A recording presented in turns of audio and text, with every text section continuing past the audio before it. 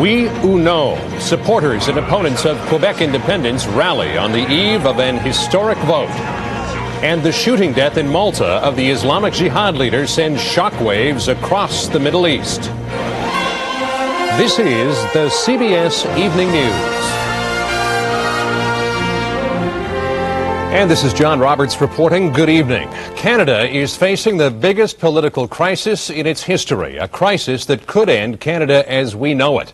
The predominantly French-speaking province of Quebec, with a quarter of the country's population, is voting tomorrow on independence. The We or Yes to Separation campaign held its final rallies today, hoping to turn around the results of an independence referendum in 1980 that failed. Opponents of separation also held rallies, a last-ditch effort to persuade Quebec not to leave. This is an issue that transcends political goals. For Quebecers, the debate is very personal. Silence, s'il vous plaît, mise en place.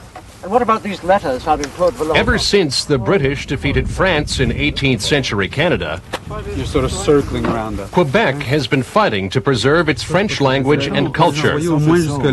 The early years following Britain's conquest is the subject of a new television series. Its star, one of Quebec's most beloved actors, Pascal Boussière. Since then, we've been in a sort of ambiguous situation. For Boussière and millions of her fellow Quebecers, the time has come to declare independence. As for a child, you know, when you get to a certain maturity, it's time to go by yourself. I think now we're just ready.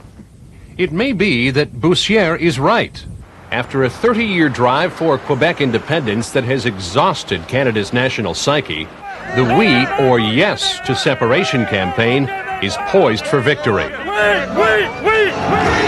The driving force behind separation is Lucien Bouchard, a former federal cabinet member who now believes Quebec must go it alone. It goes down to a simple question: why should we be a people who needs to have half of his business managed by another people who would like to manage our things ourselves? I know what's Canada.